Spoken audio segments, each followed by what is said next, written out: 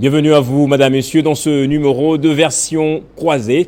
Vous le savez, le chef de l'État est encore en Chine au moment où nous enregistrons cette émission. Une visite d'État sur invitation de son homologue chinois Xi Jinping.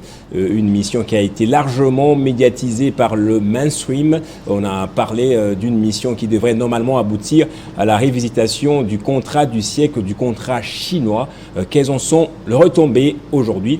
Deux personnes pourront parler autour de moi dans ce studio. Je commence par vous, l'homme à la cravate rouge, comme votre leader Matata Ponyo. Faustin Chimanga, merci d'avoir répondu à mon invitation. Merci beaucoup de nous avoir invités. C'est un plaisir d'être avec vous sur le plateau. Merci beaucoup. Vous êtes communicateur au LGD, le leadership et gouvernance pour le développement, toujours en rouge. Est-ce que ça fait partie aujourd'hui de votre idéologie, la couleur rouge, c'est ça? La couleur rouge, c'est une identité visuelle d'abord pour notre parti. Et vous le savez... Et la symbolique, c'est quoi derrière? Bien sûr, vous le savez, le leader Augustin Matata Ponyo Mapon, qui se trouve être le président national du leadership et gouvernance pour le développement, LGD en sigle, a toujours une cravate rouge. C'est comme pour symboliser la rigueur, les sérieux dans le travail, l'efficacité et toutes les valeurs que Matata Ponyo porte, c'est symbolisé par la cravate rouge que nous avons choisi de porter fièrement au sein de notre parti LGD. Ce n'est pas pour dire que tous les membres du parti politique LGD doivent être en rouge obligatoirement. Il n'y a pas d'obligation derrière ça. Il n'y a pas d'obligation, c'est un choix que chacun fait. Nous, on a fait ces choix-là pour être beaucoup plus sur la ligne de notre président national qui tient au leadership et à la gouvernance de qualité. Ça vous va bien le rouge avec le pins à côté là. Merci beaucoup. Merci. En face de vous, Trésor Kalala, secrétaire national en charge de la communication du parti AADC, je dirais. AADC, c'est l'Alliance pour les actions de développement du Congo. Bienvenue à vous également. Merci beaucoup, Monsieur Guettan, pour l'invitation. Comme vous savez, ça a toujours été un grand plaisir de nous retrouver sur les plateaux de Télé 50. Je vous ai raté il y a quelques mois. Vous étiez parti encore au Congo central, puisque vous êtes bien là au four et au moulin avec le président de la République. On essaie de bouger un peu trop, surtout aussi dans les cadres de l'implantation de notre parti. C'est un parti nouveau, c'est ça? Pardon? C'était un nouveau parti? Oui, en fait, nous avons 1 année et 4 mois, okay. Donc bientôt 5 mois. Donc nous étions dans le Congo central. C'était déjà implanté, mais il fallait redynamiser. Nous étions à Mbujimaï, nous étions à Kananga.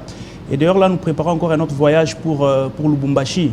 Donc, laissez-moi quand même saluer la présidente de ces grands partis politiques. Oui, je vous laisse l'occasion de parler de votre parti politique, la présidente nationale, voilà, si vous en avez, ou peut-être une autorité morale aussi, ça ne manque pas ces derniers jours. Bon, je ne sais pas, moi j'ai dit la présidente du parti politique Alliance pour les actions de développement du Congo, Madame Adèle Kabena Mouaouka, surnommée Grand Pays à cause de sa grande vision et sa clairvoyance, n'est-ce pas, des choses même de la lecture politique. Et j'aimerais aussi saluer ici le secrétaire général, Maître Eloy Koupa, qui gère le parti au quotidien.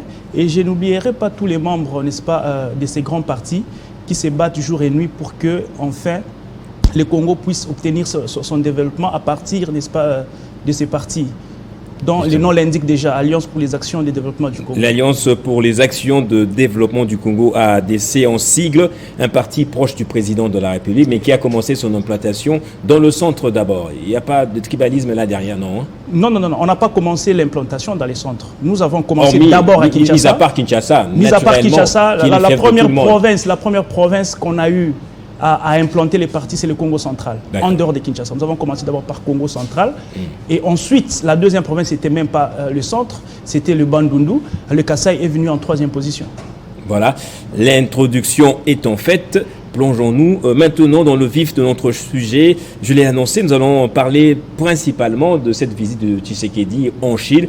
Nous allons également exploiter quelques autres sujets. Là, ce sera rapidement. Je commence avec vous, vous gardez la parole. Trésor Kalala, Tshisekedi en Chine. Presque une semaine, une délégation, je dirais, colossale, des ministres, des membres de son cabinet. J'ai vu, moi, dans les images, le directeur de cabinet, son vice, d'autres vices, pratiquement son cabinet entier, il s'est envolé avec eux. Quelles sont les retombées aujourd'hui pour les Congolais qui veulent comprendre l'utilité et le but de cette mission? Merci beaucoup, M. Guettan, pour le verbe. Vous savez, il était important que le président de la République fasse ses déplacements et surtout aussi accompagné de certains experts. Vous savez, c'était pour aller renégocier les contrats chinois qui étaient, n'est-ce pas, mis en place depuis 2008. Mais malheureusement, dans son exécution, ce n'était pas ce que le Congolais attendait. Et même, ce n'était pas dans les normes même de la loi. Vous devez comprendre que ces contrats-là ont été signés en contradiction avec plusieurs textes, notamment l'arrêté du roi du 22 juin 1926, qui stipule clairement que lorsque on traite ce genre de contrat, il faudrait spécifier les entreprises, dont les entreprises doivent figurer dans le contrat avant son exécution. Mais quand vous regardez ces contrats-là, vous verrez qu'on vous dit que c'est Sicomine, c'est la partie chinoise. Mais on ne cite pas nommément l'entreprise qui a été créée en raison de ce les entreprises-là, on doit les identifier nommément et ça doit figurer dans les contrats. Mais chose grave, dans ces contrats-là, aucune entreprise ne figure. On vous parle de ce groupe-là, des entreprises chinoises qui du reste de privé. Et quand vous évoluez, il y a encore une autre violation, notamment l'article 2 de la loi de 77 qui prévoit qu'on ne peut pas autoriser à une personne morale ou physique étrangère de détenir plus de 60% de parts d'investissement dans notre pays. Mais curieusement, vous verrez que quand vous lisez ces contrats-là, on vous dit que la partie chinoise a 68%, la partie congolaise a 62%. Il y a déjà violation à ce niveau-là. Reprenez un peu la partie chinoise 68, la partie congolaise 32, c'est ça? 32% des parts. Oui. OK? Et quand vous allez plus loin, lorsqu'on commence à exécuter le contrat, on vous dit que la partie chinoise donne 68 millions de dollars comme fonds de départ et on prête à la Gécamine 62 millions de dollars. Et lorsque la Gécamine rembourse, il rembourse 10 millions de dollars. Donc près de 50% de taux d'intérêt. Ça ne se fait pas. Vous comprenez? Donc il y a des choses qu'il fallait revoir. On vous dit ceci. Dans ces contrats-là, les actifs, c'est 90 milliards de dollars. Comme vous êtes en train de dire, c'est le contrat des voilà, les actifs. Vous parlez des actifs, vous parlez des gisements. Des gisements. 90... Qui ont peut-être été soit surévalués ou sous-évalués aussi, il faut le dire clairement. Et il faut aussi ici noter que, quand j'ai dit qu'il y a eu violation de l'arrêté du roi de 1926, on n'a même pas eu à évaluer les gisements de la Gécamine. Donc on a signé des contrats comme ça, sans qu'au préalable qu'il y ait des experts qui évaluent la valeur des gisements de la Gécamine. On a fixé comme ça, on a dit 90 et quelques milliards de dollars. Vous comprenez? Et dans ces contrats-là, on vous dit la partie congolaise aura 6 milliards. Et au-delà des 6 milliards, il y a exonération au moins de 10 milliards de taxes à la partie chinoise. Ça, ce sont vos chiffres à vous, c'est pas comme ça, c'est écrit dans le texte. Je me base sur le rapport de l'IGF. Le rapport de l'IGF et même dans le contrat chinois, parce que quand je commande, vous êtes sûr que dans les contrats chinois, on vous dit qu'ils ont 68% des parts. La partie congolaise a 32% des parts. Oui. Vous comprenez? Oui. Et il y a eu même un prêt de 32 millions qui on a remboursé à la Gécamine. Et quand la Gécamine rembourse, c'est avec 10 millions d'intérêt, donc plus ou près de 50% d'intérêt. Et dans l'exécution, ici il faut noter que c'est un très bon contrat. C'est une aubaine pour la République démocratique du Congo. Mais dans l'exécution... On ne va pas revenir sur le contrat en soi, parce que les jours qui ont suivi la publication du rapport de l'IGF, on a eu longuement des gens qui sont venus en débattre. Aujourd'hui, on sait, d'après l'IGF, c'était un contrat déséquilibré. Voilà. Alors, est allé pour le renégocier. Pourquoi on renégocie? Parce qu'il y a des failles comme ça qu'il fallait relever. Oui. Parce que si c'était un bon contrat, on ne devait pas aller le revisiter. Comme de même, tous les contrats réservent toujours une clause de révisitation. Donc, Tshisekedi, il était important qu'il aille renégocier, déjà qu'il y avait violation de la loi, dans le sens que pourquoi personnes morales renégocier avec l'État chinois, alors que nous, la RDC, nous n'avons pas signé un contrat avec l'État chinois, le gouvernement chinois. C'était avec des entreprises privées. Voilà. Et malheureusement, nous avons vu les retombées avec les entreprises privées. Sur les 3 milliards qui devaient revenir à la République démocratique du Congo pour les infrastructures, on n'en a eu que 800 millions. Et même dans l'exécution de travaux, on n'a pas vu la valeur. Donc il était important maintenant. Dernière question, oui. Dernière question. Qu'est-ce que ça veut dire quand Tshisekedi va voir l'État chinois pour renégocier les contrats signés avec les entreprises privées chinoises? Ça veut dire que le contrat là, on le met de côté, on passe à autre chose. Ici, on doit remettre les choses sur les rails, on doit traiter d'État à État. Parce que dans cette histoire des privés, il y a eu à boire et à manger. Quand vous lisez les rapports de l'IGF, quand vous lisez même le contrat, qui est du reste un bon contrat, mais dans son exécution, les entreprises chinoises n'ont pas tenu à leur parole, ou au contrat, selon qu'il était, n'est-ce pas, stipulé ou signé. Alors, il est important que le président de la République aille engager maintenant la République démocratique du Congo avec la République de la Chine. On traite État à État, avec un rapport de gagnant-gagnant pour que le peuple puisse enfin bénéficier de ces ressources minières. Faustin Chimanga, Tshisekedi en Chine, reçu en grande pompe, on va le dire véritablement, digne d'un grand président de la République, tapis rouge, des enfants en train de sautiller parce qu'il est en train de venir avec Xi Jinping. Les mainstream, les grands médias du monde en ont fait leur chou gras, on en parlait plutôt en long et en large, avec des correspondants sur place. Est-ce que ça veut dire que Tshisekedi, de plus en plus, remet sur l'orbite internationale la RDC? Est-ce que le Congo va bien? C'est ça la vraie question, malgré qu'on multiplie les voyages. Les Congolais seront d'accord avec nous que le président n'est pas à son premier voyage à l'extérieur du pays. On s'est même arrêté de compter parce qu'il y en a pléthore. On est fatigué de compter. On est fatigué de compter. Parce qu'on se rappelle que si on devait comparer les voyages et les retombées des voyages, je pense que le président devrait même carrément rester au Congo. Et je pense qu'il a visité plus l'extérieur que son propre pays. Et les Congolais sont d'accord avec nous. Il y a des coins de la République où il n'est jamais arrivé en 4 ans, mais je pense qu'il a fait le tour du monde. Vous comprenez là où il y a le problème, c'est déjà là. Vous vous déplacez avec quasiment tous les cabinets, avec beaucoup des autorités du pays, pendant que le pays veut faire les efforts en termes de dépenses publiques. Comment vous expliquez tout ça? C'est vrai que le co-débatteur n'a pas voulu toucher l'aspect politique du voyage. On comprend. Je reviendrai sur les questions sur ça vers lui. Voilà, il est en mode de positionnement sur la scène internationale.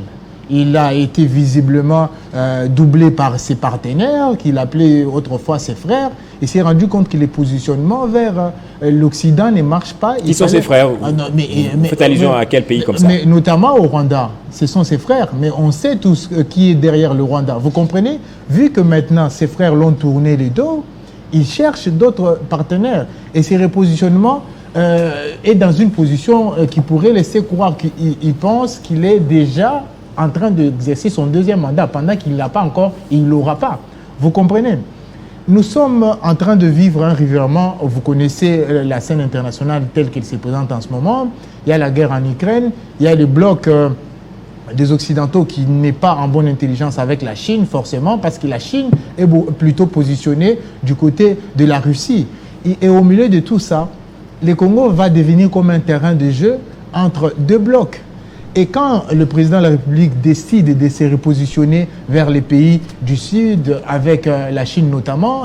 Les orientaux, n'est-ce pas une bonne chose pour notre pays? Non, mais voilà, et dès le départ, et là je pense que ceux qui ont suivi la politique étrangère de l'ancien président de la République vont encore une fois de plus comprendre qu'il avait une posture intéressante sur les questions internationales, parce que depuis très longtemps, il s'est positionné pour la Chine, parce qu'il avait considéré que les autres partenaires ne participent pas suffisamment aux efforts de développement de la RDC. On a vu qu'avec les partenaires du Sud, parce que les négociations Sud-Sud arrivent à obtenir des résultats. Justement, c'est le même schéma. Joseph Kabila arrive au pouvoir en 2001, c'est la Belgique qui les cajole pratiquement. Il vit à leur crochet la Chine, plutôt la Belgique, la France, les États-Unis. Au bout d'un moment, il se rend compte qu'il n'y a pas de retombées. Il se tourne vers le Sud, les Orientaux. Et voilà, on lui met les bâtons dans les roues et on l'éjecte pratiquement. N'est-ce pas là le moment pour l'opposition aussi de pouvoir soutenir le président de la République lorsqu'on est en train de militer pour le bien-être des peuples congolais? Mais il a fait beaucoup de voyages, le président de la République. Il n'a pas prouvé aux Congolais qu'il est en train d'œuvrer pour le bien-être du Congo. il y a la vie chère, il y a l'insécurité. Tout ça, c'est au prix de plusieurs millions gaspillés pour les voyages du président de la République. S'il y a le président qui se déplace, ce n'est pas moins de 2 millions de dollars qui est dépensé pour son déplacement. Comment il va vouloir incessamment, quotidiennement, quasiment, se déplacer pour dilapider 2 millions minimum à chaque voyage? Vous comprenez? Est-ce qu'il a les soucis réels de la population pendant que la vie devient de plus en plus chère? Est-ce que cette dépense-là ne pouvait pas être affectée à autre chose? Bien sûr, on l'a accueilli en visite d'État. On voit, sur l'invitation de Xi Jinping. On s'est présenté comme étant sous l'invitation de Xi Jinping. Et je ne pense pas que la Chine aujourd'hui a forcément besoin que la RDC puisse aller les visiter pour qu'ils se sentent bien dans sa peau. La Chine, c'est un pays émergent. Ça veut dire que le Congo est à la botte des développements de tous les pays du monde, quasiment. Et on s'est enfoncé dans 4 ans. Vous comprenez? Ça veut dire que si le président de la République reste dans son pays et se focalise sur l'économie interne de son pays, on n'aura pas besoin d'aller vers la Chine. Aujourd'hui, s'il part vers la Chine, c'est justement parce que il est en mal de positionnement au niveau interne, il ne contrôle rien. Il est à la sortie. Vous comprenez?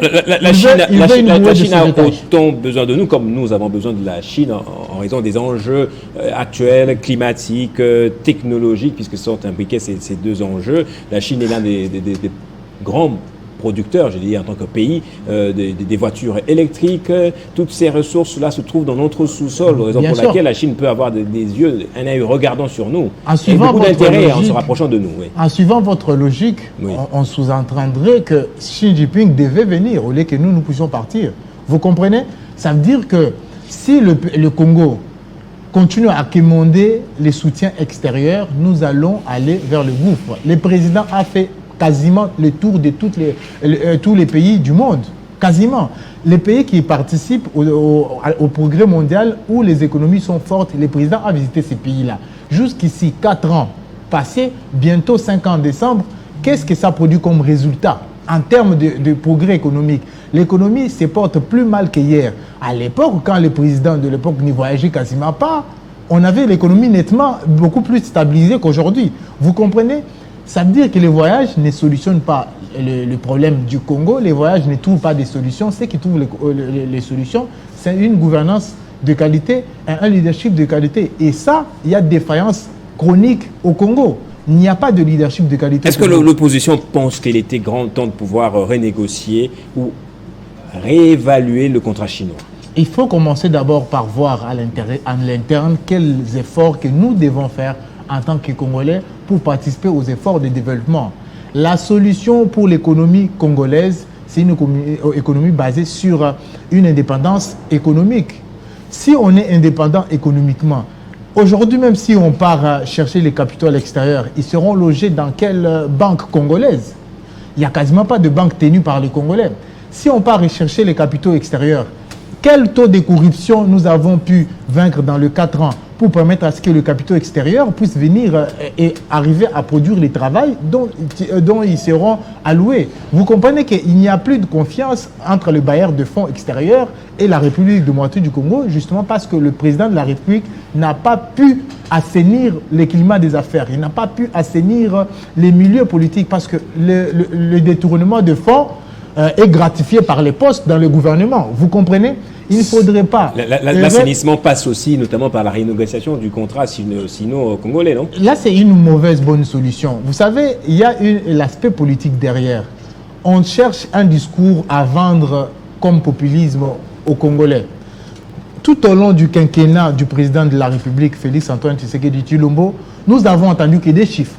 On a des procès où on nous dit des chiffres. Après, on cherche cet argent où c'est parti parce qu'il y a des gens qu'on a considérés comme étant des innocents. Les chiffres là sont partis où les détournements et où on nous répond pas. Vous comprenez qu'on les gratifie par les postes et ces personnes-là ne sont pas à même de pouvoir tenir le taux de dollar. Chose que quand Matata Ponyo était aux affaires, il avait stabilisé la monnaie. On l'appelle aujourd'hui Monsieur Dollar. Et le dollar le suit, les dollars l'obéit. Si Matata Ponyo est à la présidence aujourd'hui, et vous allez voir En décembre, nous allons élire Matata. Vous allez vous rendre compte que le dollar va être stabilisé. Le dollar va le suivre. On a le ministre de l'économie nationale, Vital Kamerhe, grand politique. Vital Kamerhe a une mauvaise relation avec la gestion de l'argent. À ce jour, le dollar ne fait que grimper chaque jour qui passe. C'est des centimes comme ça qui... Mais vous pensez que les Congolais seront d'accord d'associer la gestion de l'argent et de l'économie à Vital Kamerhe? Vous pensez? Le temps nous le dira en tout cas. Trésor Kalala, pour Faustin Tshimanga, c'est un voyage de trop, un voyage de plus. On en est habitué, on n'en compte presque plus, on est fatigué même. Merci beaucoup, M. Guettan. Je ne veux pas entrer dans ça. J'aimerais être dans la pertinence de la question. Justement. Vous savez, quand le président de la République voyage, ce n'est pas pour son plaisir. Ce n'est pas pour je ne sais pas, pour le tourisme, comme il le pense. Je crois que c'est par ignorance grave. Le président de la République prend des risques. Ça n'a jamais été un plaisir être dans un avion. Je crois que vous voyagez. Ce n'est pas un moment de plaisir lorsque vous êtes dans un avion. Et le président de la République prend ces risques-là pour aller chercher le bonheur du Congolais. Il y a des gens qu'on appelle des globetrotters, ils aiment bien voyager. Je ne dis pas que c'est le cas de notre président. M. Guettan, en général, un voyage dans un avion, ce n'est pas un moment de plaisir. C'est un moment de stress et ce sont des dangers énormes. Et le président prend ces genres de risques pour son pays. Donc ce sont des choses qu'il faut encourager.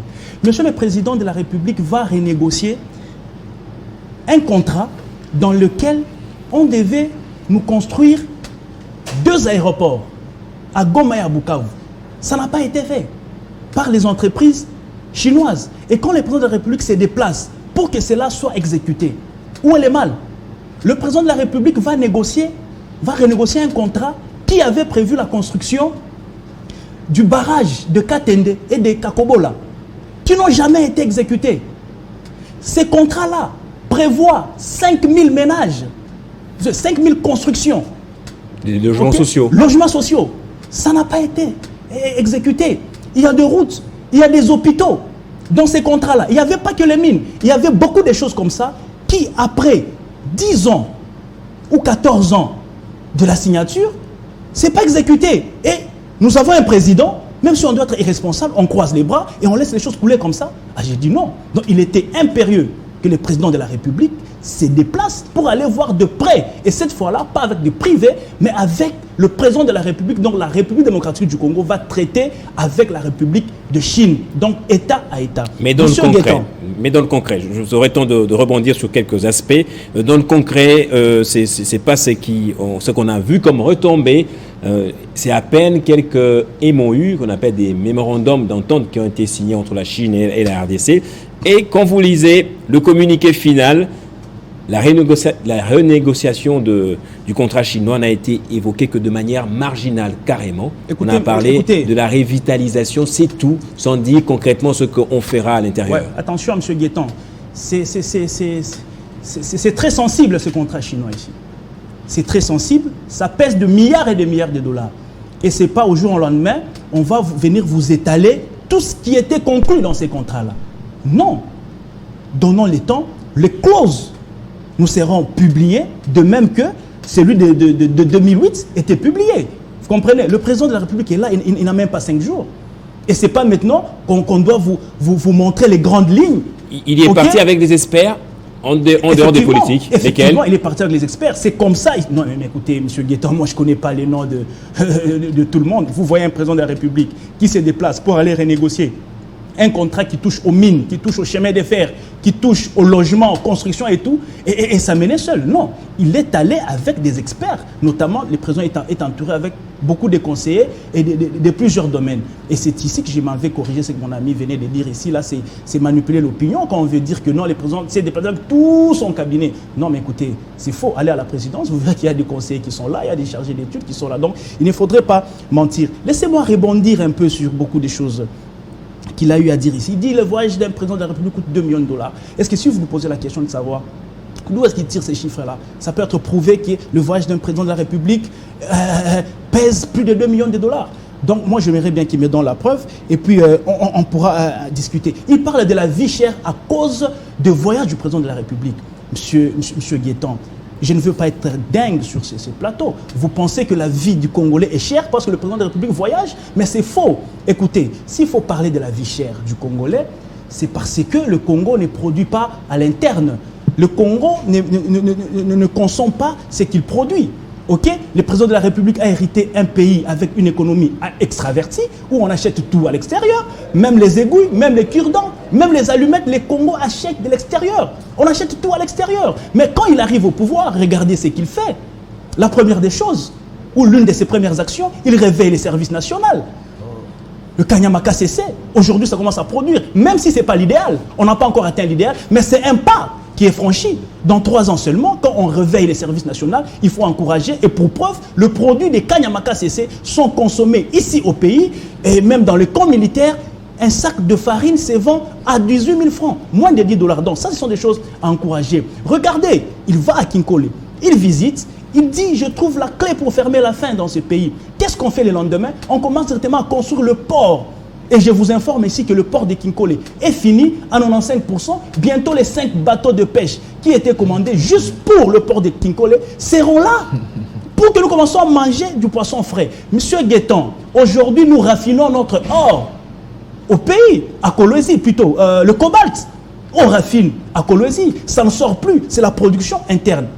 Je ne vais pas m'étaler sur ça. C'était pour faire comprendre aux téléspectateurs et à mon frère que les développements, c'est sur la durée. Ce n'est pas par un coup de bâton magique que le pays va changer. Donc, il y a des choses qui ont été faites dont on ne ressent pas encore les retombées. Voilà, donc il y a des choses qui se font. Il fait beaucoup de choses, mais le dollar ne descend pas. Par exemple, il y a toujours l'inflation, les prix des produits de première nécessité sont toujours très hauts. C'est ça ce que vous dites? Écoutez, s'il faut parler du dollar, inflation, j'ai écouté ici une comparaison, Matata à l'époque et maintenant. Écoutez, les contextes économiques d'antan ne sont pas les contextes actuels. Les gens ignorent, écoutez, lorsque nous débattons ou nous discutons, nous devons les faire comme des intellectuels, M. Guetton. Est-ce que vous savez que le retombé du Covid, jusqu'aujourd'hui sur le plan mondial, continue à faire ses preuves? Est-ce que vous savez que la guerre en Ukraine a affecté tous les secteurs jusqu'aujourd'hui? Même le pays de grandes économies stables ont été secoués. Le litre de carburant en France, ce n'est pas pareil ici sur la République démocratique du Congo. Vous comprenez? Le bidon d'huile de 5 litres en France, ce n'est pas pareil en République démocratique du Congo. Donc la crise est mondiale, ce n'est pas le fait d'une personne qui a fait à ce que les pays du monde se portent tant bien que mal, quand même bien les pays du monde. Comparativement à la RDC. Monsieur Guetton, la crise est partout, la crise est mondiale. Et ici on veut vanter, soi-disant entre guillemets, les mérites de Matata. En son temps, écoutez, Matata a bénéficié d'une bonne circonstance économique. Nous étions dans l'époque du boom minier, M. Guetton. À l'époque de Matata, une tonne de cobalt sur les marchés mondiaux s'est vendu à 60 000 $. Le cuivre, c'était à 12 000 $.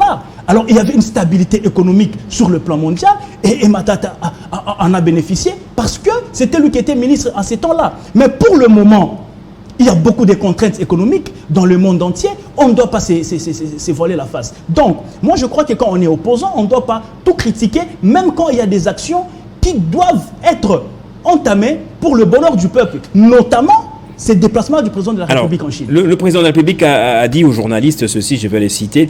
Il a dit « Mon ambition est d'industrialiser mon pays, le développer. L'industrialisation est pour moi importante parce que c'est par là que le développement arrive. » Il termine en disant « C'est ça mon rêve ». De tels propos dits à presque 6 ou 7 mois de l'élection présidentielle. Cela a provoqué un grand tollé sur Internet, dans les réseaux sociaux. Les gens disent, mais voilà, le président a toujours un rêve alors qu'il a déjà consommé 4 années à la tête du pays. C'est un président qui rêve toujours, malgré qu'il dirige.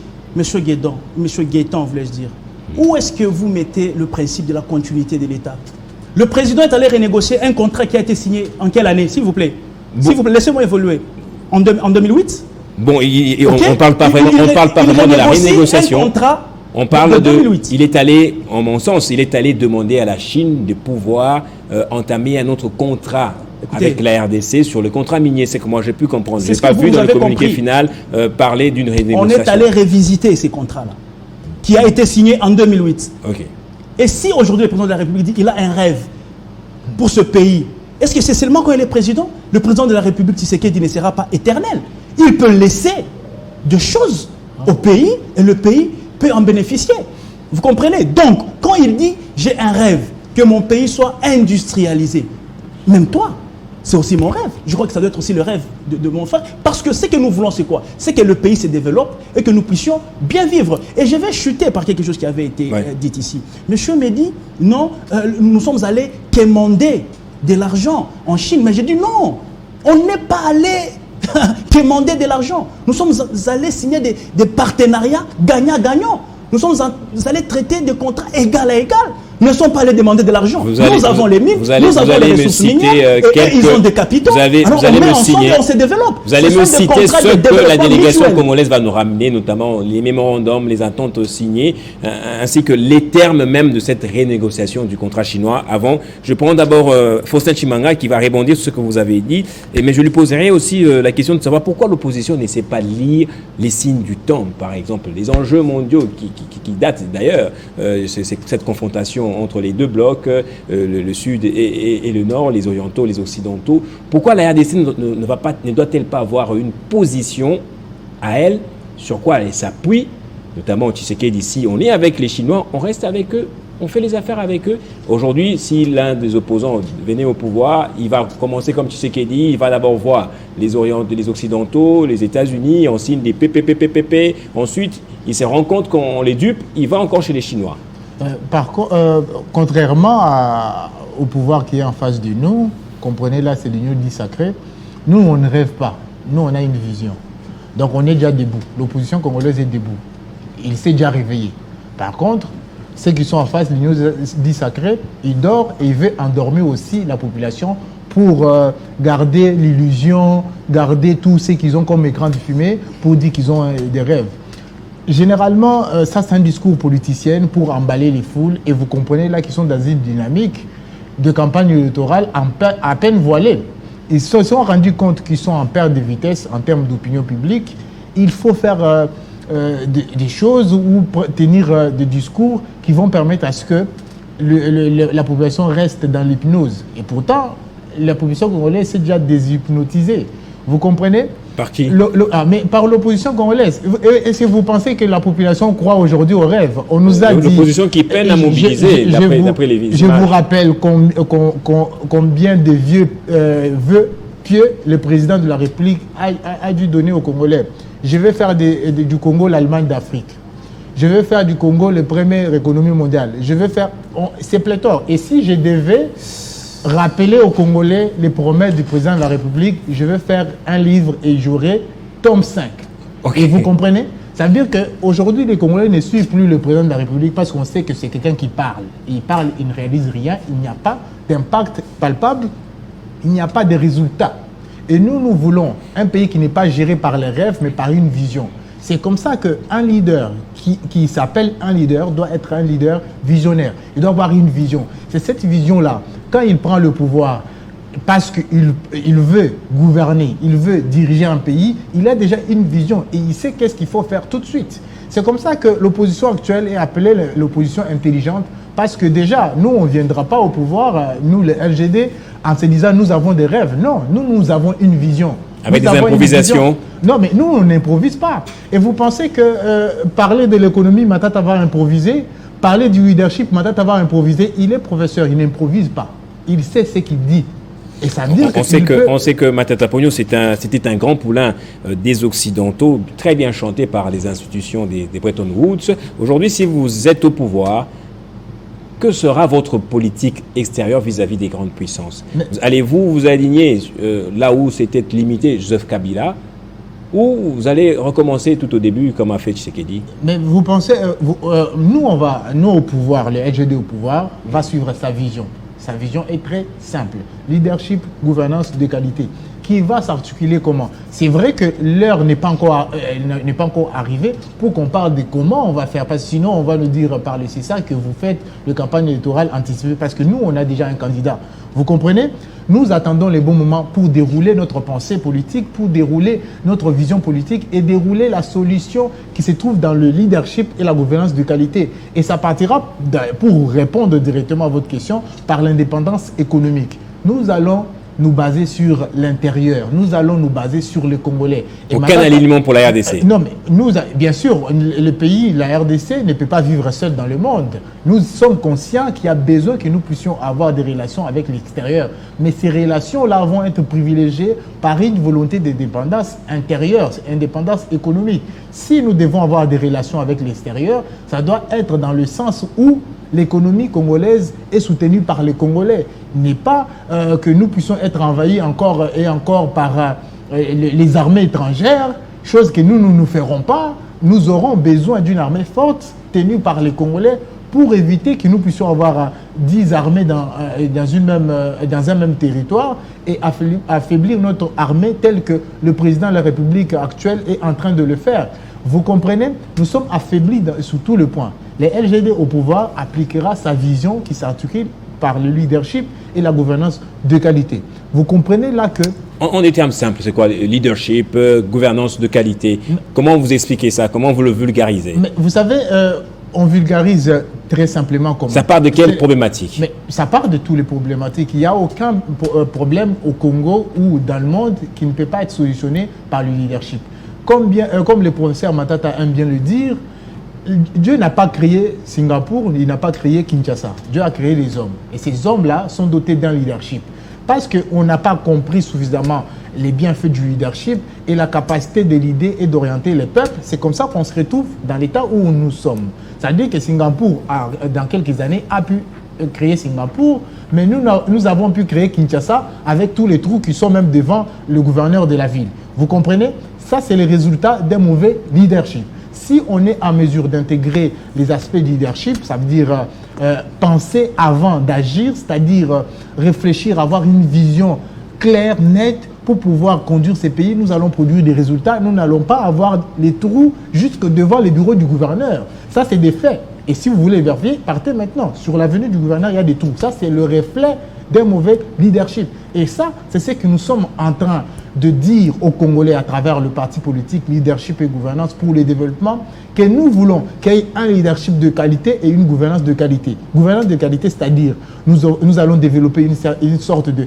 redevabilité par rapport à la population, nous allons gérer l'économie d'une manière efficiente, nous allons gérer l'économie avec les personnes qui connaissent l'économie, pas les personnes qui sont gratifiées parce qu'on a besoin de les avoir comme directeurs de campagne pour les prochaines élections, même si on sait qu'ils sont en mauvaise relation avec la gestion de l'argent, et même si le détournement n'a pas été totalement dissipé, si pas par des mécanismes politiques. Vous comprenez là que nous voulons le leadership et la gouvernance de qualité. Je vais vous poser une question que je vous ai déjà posée, mais à laquelle vous n'avez pas encore répondu. Quel est les blocs idéaux pour le développement de la RDC? Le bloc... La RDC devrait s'aligner sur quel bloc? Je vous ai répondu, peut-être que je ne vous ai pas répondu avec les termes qui sont clairs tout de suite. Moi, je vous dis que le développement de la RDC, c'est par soi-même d'abord. Je pourrais même dire à 80% avec les Congolais. Nous sommes à beaucoup de millions de Congolais qui sont compétents. Nous avons toutes les richesses du monde quasiment.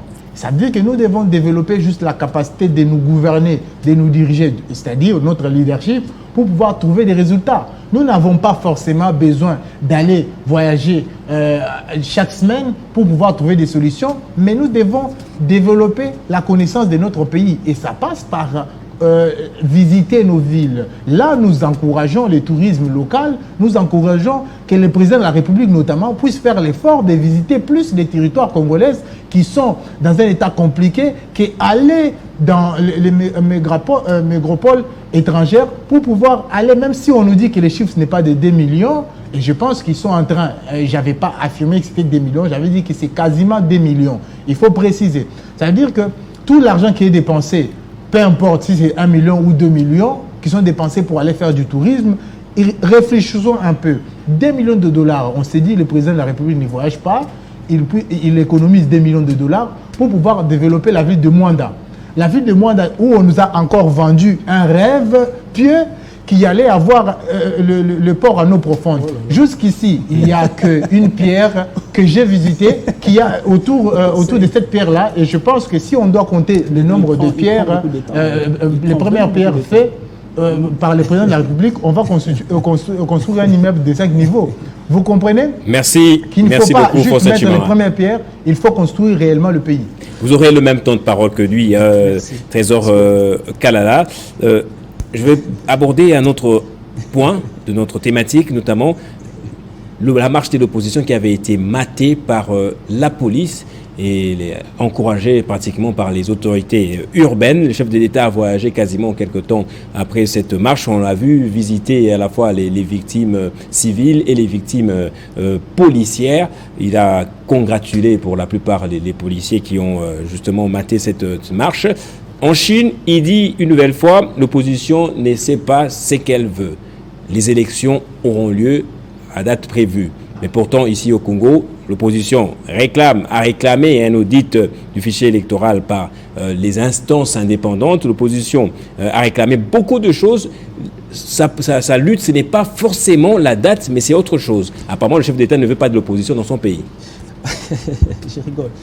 Monsieur Guettan, je crois que j'aurai suffisamment de temps pour mon ami. En fait, je vais répondre sur 2 paliers. Je vais d'abord rebondir sur ce qu'il a dit et répondre à la question. Donc, je vais partager mes minutes. Donc, 5 minutes pour rebondir et 5 minutes pour répondre. C'est moi qui sais combien de temps vous avez. Parce que lui, il a parlé durant 11 minutes. Non, pas du tout. Pas 11 minutes. Monsieur Guettan, mon ami ignore que le développement, c'est sur la durée. Je venais de le dire. Ce n'est pas par un coup de bâton magique. Le président de la République n'est pas un magicien. Il tape la main sur la table et directement le Congo se transforme, pouf, comme dans un dessin animé. Non, c'est sur la durée, c'est la planification. J'ai donné un exemple ici, le président est allé à Kinkole. Il a vu qu'ici, on peut avoir le poisson qui peuvent nourrir tout Kinshasa. Qu'est-ce qu'on fait? Il faut commencer par construire le port. Mais en attendant, vous continuez dans votre état initial. Vous allez crier, vous allez pleurer, mais vous ne savez pas que le port est en train d'être construit. Et là, je vous informe que les travaux ont largement avancé et l'ingénieur nous a dit ils sont déjà à 95% et on a vu, bientôt les bateaux peuvent maintenant accoster afin de commencer la pêche. Donc ce n'est pas par un coup de bâton magique. Il doit comprendre que le développement, c'est sur la durée. Je rigole quand il me dit, dans le port, en eau profonde, il n'y a qu'une pierre. M. Guettan, vous êtes journaliste et surtout d'investigation. Je ne pense pas que vous pouvez cautionner une histoire comme ça. Les travaux ont largement avancé. Les grandes chaînes en parlent. Les travaux sont déjà à 45%, monsieur. Nous étions là ce week-end. Nous étions à Mwanda. Ce week-end, avec un groupe de communicateurs des Unions Sacrées, on a vu le port, les travaux avancent. Les travaux avancent et d'arrache-pied. Donc il ne faudrait pas venir mentir l'opinion. Je suis même étonné ici sur ce plateau qu'on me dise que non, Matata, nous, une fois au pouvoir et tout, opposition, non, écoutez. Dans ces pays, il n'existe pas un opposant qui s'appelle Matata. Écoutez, nous avons quelqu'un qui fuit la justice et qui va se cacher dans l'opposition. Dans ces pays, il n'y a pas un opposant qui s'appelle Matata. C'est un fugitif qui va se cacher dans l'opposition. Donc c'est une parenthèse qu'on doit vite fermer. Et même quand on me parle du leadership, s'il vous plaît, leadership. Le leadership, est-ce que c'est quand on vous demande de mettre en place une entreprise, une société d'aviation avec des avions nouveaux, vous allez en Italie, à l'Italia, acheter des avions vieux de 15 ans, les avions d'occasion, des avions qui sont frappés d'interdiction de sillonner sur l'espace de l'Union européenne. Et ce sont ces avions-là que vous venez donner aux Congolais. J'ai vu le président de la République en Chine avec un avion marqué, je pense que ce doit être Simon Kimbangu, oui. Ouais, voilà. Acheté par Matata. Écoutez, je dis ceci, je parle de Congo Airways ici. Oui, bien sûr, c'est l'avion acheté par Matata. Ces avions, c'est ce que je dis, ces avions-là sont des avions vieux. Ce sont des avions que moi j'appelle des cercueils volants. Et ce sont d'énormes risques que le président de la République est en train de prendre pour son pays. Donc ce sont des choses qui doivent changer et nous allons les changer. Monsieur Guettan, on me parle ici de... Voilà, vous parlez de blocs. Vous avez posé une question très intéressante. Moi, j'attendais une réponse assez mature, assez mûre. Quel bloc devons-nous appartenir maintenant, n'est-ce pas, pour que nous puissions nous développer? Aucun pays au monde ne peut vivre seul. Quand il dit non, nous allons nous développer seuls, c'est faux. Est-ce que vous savez que même les États-Unis sont en partenariat avec la Chine? Je peux vous citer Huawei, par exemple. C'est une coopération entre les Chinois et les Américains. Donc un pays, riche soit-il, ne peut pas se développer seul. Il faut toujours des coopérations. Ça s'appelle la politique extérieure. Ce sont les relations internationales. Et là, ce sont des notions vraiment, vraiment, vraiment élémentaires, monsieur Guettan. Je ne veux pas me perdre dans ça. J'entre dans la pertinence de la deuxième thématique de ta question. L'opposition réclame beaucoup de choses. Ok? Ils font même des marches. Ils font beaucoup de bruit. Je détends. Je me demande si on a une opposition dans ces pays. Regardez, l'article 23 de notre Constitution garantit la liberté d'expression.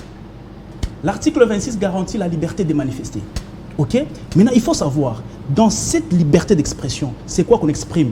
Dans cette liberté de manifestation, c'est sur quoi qu'on manifeste. Regardez les revendications de nos opposants. Il faut revoir la Cour constitutionnelle. La CENI, vous avez dit ici, la vie chère et enfin l'insécurité. Retournons à leur première revendication. Depuis quand ils étaient allés se réunir à Lubumbashi, ils vous disent qu'il faut revoir la Cour constitutionnelle. Monsieur Guettan, l'article 158 de notre Constitution prévoit comment on devient juge à la Cour constitutionnelle et comment on cesse d'être juge à la Cour constitutionnelle. C'est l'article 158. Monsieur Guettan, on vous dit qu'il faut avoir 9 juges, ok, dont 3 proposés par le président de la République, 3 par les parlements et 3 par le Conseil supérieur de la magistrature. Ils sont remplacés après chaque 3 ans, selon leurs composantes. Ok? Et c'est ça la loi. Maintenant, quand l'opposition vous demande aujourd'hui de changer cette Cour constitutionnelle, c'est par quel mécanisme? Je veux bien, quand il aura la parole, qu'il vous explique le mécanisme légal, le mécanisme constitutionnel par lequel les opposants peuvent changer cette Cour constitutionnelle-là. On reproche à Tshisekedi d'avoir mis ces gens-là dans la Cour constitutionnelle, de l'avoir instrumentalisé au plus haut point. Ça, c'est un aspect. L'autre aspect, c'est la cherté de la vie. Aujourd'hui, c'est indéniable que la vie coûte cher à Kinshasa. Laissez-moi évoluer. On reproche à Tshisekedi quoi par rapport à la Cour constitutionnelle? Parce que tout a respecté les normes de la loi, notamment l'article 158 de la Constitution. Moi, je veux bien que l'opposition nous dise « Ok, vous réclamez. Par quel mécanisme alors on va changer ?» Donc, vous voyez un groupe de gens qui se réunissent, bizarrement, même avec les juristes à l'interne, ils plongent une population sur la rue afin de pousser au président de la République de violer la Constitution. Ils prennent les gens, ils les mettent sur la rue, afin de pousser au président de la République d'être dictateur. Parce qu'ils disent que Tshisekedi nous change la Cour constitutionnelle. Or, il y a une procédure légale, c'est l'article 158, qui nous montre comment on entre à la Cour constitutionnelle, comment on y sort. Il parle de la CENI, M. Guettan. Il existe une loi organique portant organisation de la CENI. Je ne sais pas si l'opposition aujourd'hui veut devenir une 4e institution. Parce que nous avons 4 institutions. Président de la République, Parlement, cours et tribunaux et le gouvernement. Maintenant, l'opposition veut être une 5e institution qui va commencer aussi à proposer des lois, voter, adopter et promulguer. Parce qu'il vous demande de changer la CENI. Pendant que cette CENI-là est garantie par la loi organique portant organisation, n'est-ce pas, de la CENI. Donc, il y a une procédure par laquelle on accède à la CENI. Il y a une procédure par laquelle on y sort. Maintenant, quand eux, ils demandent qu'on recompose la CENI, c'est sur base de quel texte ce sont les revendications. Donc, ce sont des revendications déjà mises sur la place publique par le PPRD. Les PPRD qui ne prennent pas part à ce processus parce que pour le PPRD, je dirais, les bases n'ont pas été respectées. La composition de la CENI avec les débauchages, etc. C'est quelque chose qu'on peut prouver aujourd'hui. Monsieur Guettan, ça, oui. J'aimerais que les débats soient scientifiques. Les élèves nous suivent, les étudiants sont là, ils nous suivent. Moi, j'aimerais qu'on nous dise, sur base de telles dispositions, eh bien, nous sommes en train de réclamer que la CENI parte, que les juges de la Cour constitutionnelle partent. Mais aussi longtemps qu'on ne nous brandisse pas de texte légal ou les mécanismes légaux, j'aimerais qu'ils les disent, par lequel on peut revoir la Cour constitutionnelle, par lequel on peut revoir la CENI. C'est comme ça que vous voyez que nous sommes en face d'une opposition qui est faible, qui est à court de stratégie. Une opposition qui manque des initiatives, une opposition qui manque de vraies thématiques. Imaginez, les opposants marchent pour dire non, nous voulons mettre fin à la vie chère. Il faut que la vie puisse cesser d'être chère. Écoutez, ce n'est pas la marche qui met fin à la vie chère, ce n'est pas la marche. C'est la production à l'interne qui met fin à la vie chère. Non, mais la marche, ce n'est pas pour que l'on produise rapidement. La marche, c'est pour contester contre votre politique qui ne facilite pas justement l'expression économique au pays. Nous, à l'époque, lorsque nous étions dans l'opposition, lorsque nous marchions, vous avez marché aussi contre la vie chère. Une thématique. Oui. La thématique, c'était quoi? C'est que Kabila avait déjà glissé. Il devait quitter. Bien avant ça, il y a eu beaucoup d'autres marches. Alors, la vie chère aussi. Quand nos opposants, aujourd'hui, ils doivent marcher pour la vie chère pendant... Nous savons. Et ils se disent, opposition intelligente, mais j'ai envie de mourir sur ces plateaux. J'ai envie de Pour mourir. terminer, ce sera aussi votre dernier mot, lui va prendre pour clôturer. Une opposition. Trésor Kalala. Guettant. Oui, rapidement, comme ça, je vous pose la dernière question. Voilà. J'ai entendu, vous avez parlé des reculs démocratiques et tout, les consorts. Et là, ça provient de la bouche de Matata Ponyo. Je suis totalement révulsé sur ces plateaux. Nous sommes dans une dictature, a dit Matata Ponyo. Imagine-toi, monsieur Guettant, nous, à l'époque, lorsque nous nous mettions sur la rue pour marcher, on nous massacrait, on nous tuait. Moi, j'ai perdu 2 de mes amis sur le rond-point Mollard. Tiré à bout portant. On a molesté un adolescent, on a vu ça dans les images. Par la garde républicaine. Écoutez, c'est un cas isolé. Nous fustigeons. Ok? Il y a eu des petits dérapages, nous fustigeons. Mais il y a eu 0 mort, 0 enlevé, 0 disparu. Nous, quand on marchait, beaucoup de blessés, sortir à 5, beaucoup de blessés. On rentre à 3. Trésor Kalala, pour terminer, s'il vous plaît, le temps imparti, justement, est presque à la fin. Trésor Kalala, s'il faut expliquer à un Congolais calmement, simplement, tu sais qu'il revient de la Chine, qu'est-ce qu'il nous rapporte? Tu lui diras quoi? Vous lui direz quoi, excusez-moi? Le président de la République est allé en Chine. Oui.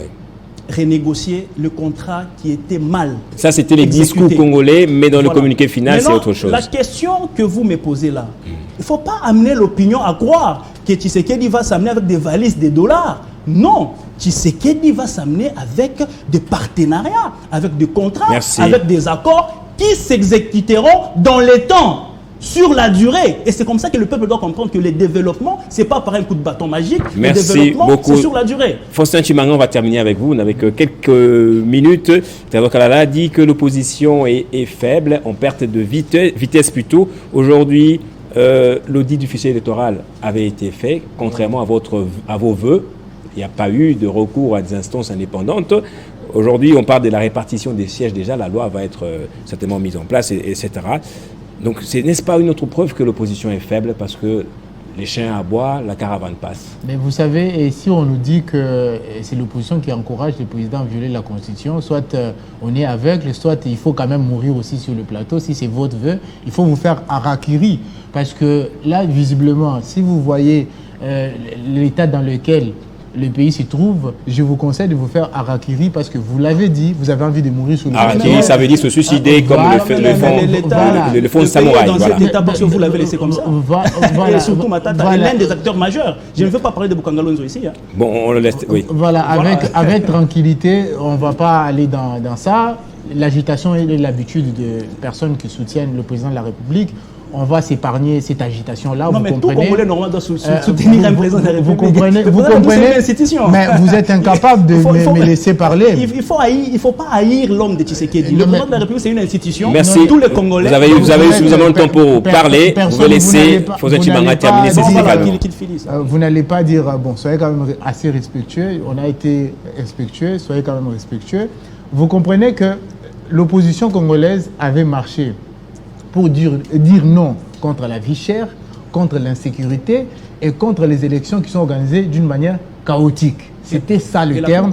Et c'est J'ai lu la première lettre, ils étaient tous à Lubumbashi. Non, il y a eu des formations, des raisons de votre marche. Il y a eu pour conditionnel, il y a ICNI. J'ai la lettre. Clôturez rapidement. Monsieur Gaëtan, vous pensez être mieux informé que nous autres qui avons participé. Les lettres ont circulé. La lettre est là. Non, mais vous avez devant vous... La première revendication, c'était la constitution. Non, vous n'allez pas dégrainer dans mon temps de parole, supporter... Parce que vous voulez détourner donc... Alors, on n'a plus le temps, on a déjà fait le Vous n'allez pas imposer la première revendication, c'était la Cour constitutionnelle. Ça, c'est la preuve de la dictature. La dictature de la parole. Vous comprenez? Déjà, si on est incapable de pouvoir supporter une autre opinion, c'est non, mais quand vous allez à côté, vous n'avez plus la parole, Trésor Kalala, soyons élégants, s'il vous plaît. C'est la première preuve de la dictature. L'opposition d'hier, aujourd'hui au pouvoir, est incapable de laisser... Non, mais quand vous êtes en train de mentir, on ne vous laisse pas avancer, monsieur. Parce que la première revendication, c'est la Cour constitutionnelle. S'il vous plaît, vous n'avez plus la parole. Vous n'allez pas dire qu'il ne m'a pas, on n'est pas à l'église, on est sur un terrain politique. Donc il faut mentir sur un terrain politique. Ok, évolue avec le mensonge. Rapidement terminé. Monsieur Guettant, j'ai envie de rigoler tout de suite sur... Et si c'est ça qui gouverne le pays, si c'est ça les idées qui gouvernent le pays... Non, parlez mon frère. Merci beaucoup. Je vous remercie, vous deux, d'être passés sur Télé 50. Voilà. On va venir une autre fois pour clôturer. Merci à vous deux, merci pour ce débat très Kalala, secrétaire national en charge de la communication et médias de l'AAD. décès, et Faustin Chimanga, communicateur au LGD. Merci à vous également pour votre fidélité. On se retrouve la semaine prochaine avec de nouveaux invités, avec de nouvelles thématiques aussi.